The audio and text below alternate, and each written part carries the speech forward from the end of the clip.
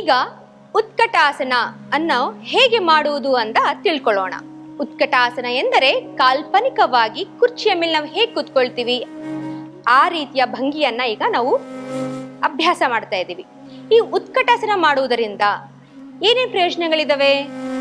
ಮೊದಲು ಈ ಕಾಲಿನ ಅಂದ್ರೆ ನಮ್ಮ ಈ ಕಾಲಿನ ಭಾಗದ ಸ್ನಾಯುಗಳು ಬಲಿಷ್ಠವಾಗುತ್ತದೆ. ಆಮೇಲೆ ಸಮಪಾದ ಅಂದ್ರೆ ಫ್ಲಾಟ್ ಫೂಟ್ ಇರೋರು ಈ ಆಸನದಿಂದ ಅವ್ರು ಕೆಲವೊಂದು ವಿಶೇಷವಾದ ಬೆನಿಫಿಟ್ಸ್ನ ಉಪಯೋಗವನ್ನ ತಗೊಳ್ತಾರೆ. ಹಾಗೆ ಈ ನಮ್ಮ ತೊಡೆಯ ಒಳಭಾಗ ಬಲಿಷ್ಠವಾಗುತ್ತೆ, ನಮ್ಮ ಮಂಡಿಗಳು ಬಲಿಷ್ಠವಾಗುತ್ತೆ, ಆಮೇಲೆ ನಮ್ಮ ಮಾಂಸಖಂಡಗಳು ತುಂಬಾ ಬಲಿಷ್ಠವಾಗಿ ಇರುತ್ತೆ. ಅದ್ರ ಜೊತೆಗೆ ನಮ್ಮ ಜಠರ ಅಂದ್ರೆ ಡೈಜೆಸ್ಟಿವ್ ಸಿಸ್ಟಮ್ ಅದು ಕೂಡ ಸ್ಟ್ರೆಂತ್ ಆಗಕ್ಕೆ ಇದೊಂದು ಆಸನ ತುಂಬಾ ಸಹಾಯ ಮಾಡುತ್ತದೆ. ಈಗ ನೋಡೋಣ ಹೇಗ್ ಮಾಡೋದು ಅಂತ. ನಿಮ್ಮ ಕಾಲು ಸ್ವಲ್ಪ ದೂರ ಇರಲಿ, ಯಾರಿಗಾಗುತ್ತೋ ಹತ್ರ ತಗೊಂಡ್ರು ಆಗತ್ತೆ. ದ್ವೇ ನಿಧಾನವಾಗಿ ಎರಡು ಕೈನ ಮೇಲ್ಗಡೆ ತೆಗೆದುಕೊಂಡು ಬನ್ನಿ.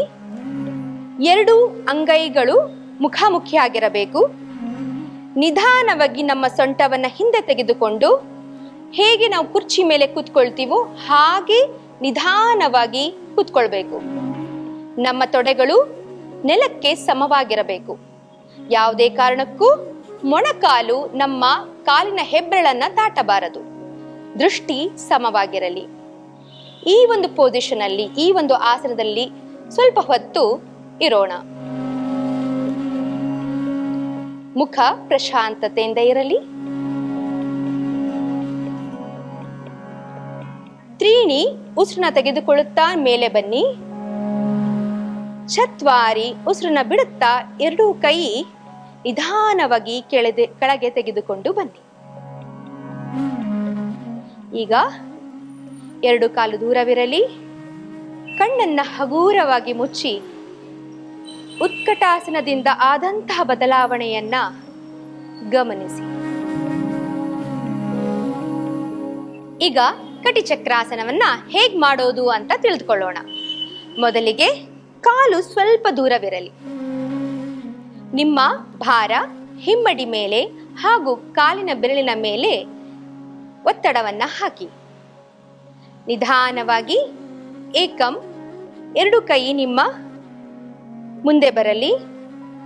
ದ್ವೇ ನಿಧಾನವಾಗಿ ನಿಮ್ಮ ಎಡಗೈ ಬಲಭುಜಕ್ಕೆ, ಬಲಗೈ ಹಿಂದುಗಡೆಗೆ ತಿರುಗಲಿ. ದೃಷ್ಟಿ ಹಿಂದೆ, ಪಾರ್ಶ್ವ ದೃಷ್ಟಿ. ತ್ರೀಣಿ ನಿಧಾನವಾಗಿ ಎರಡು ಕೈನ ಮುಂದೆ ಚಾಚಿ.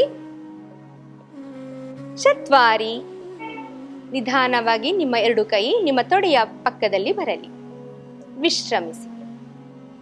ನಂತರ ನಾವು ಎಡಭಾಗಕ್ಕೆ ಹೋಗೋಣ. ಏಕಂ ದ್ವೇ ಪಾರ್ಶ್ವ ದೃಷ್ಟಿ.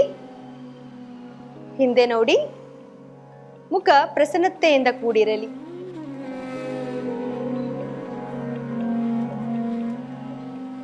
ತ್ರೀಣಿ ನಿಧಾನವಾಗಿ ಮುಂದೆ ತಗೊಂಬನ್ನಿ ಎರಡು ಕೈಯನ್ನ. ಚತ್ವಾರಿ ಎರಡು ಕೈ ನಿಮ್ಮ ತೊಡೆಯ ಭಾಗದಲ್ಲಿ. ಹಗೂರವಾಗಿ ಕಣ್ಣನ್ನ ಮುಚ್ಚಿ ಈ ಆಸನದಿಂದ ಆದಂತಹ ಸಕಾರಾತ್ಮಕ ಬದಲಾವಣೆಯನ್ನ ಗಮನಿಸಿ. ವಿಶ್ರಮಿಸಿ.